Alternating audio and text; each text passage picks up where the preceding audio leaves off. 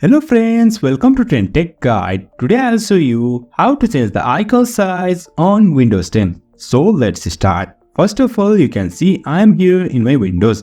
Now over here you can see these are my icons.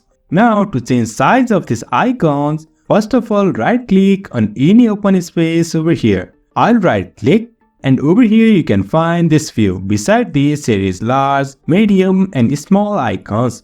First of all, I'll select this large icons and over here you can see it's all messed up and it's very big.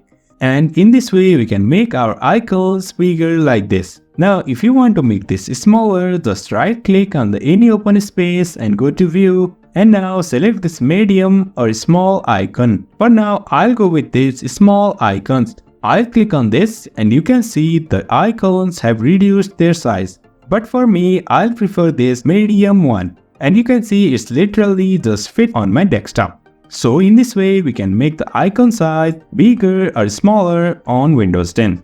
So if you find this helpful, don't forget to subscribe. Have a good time.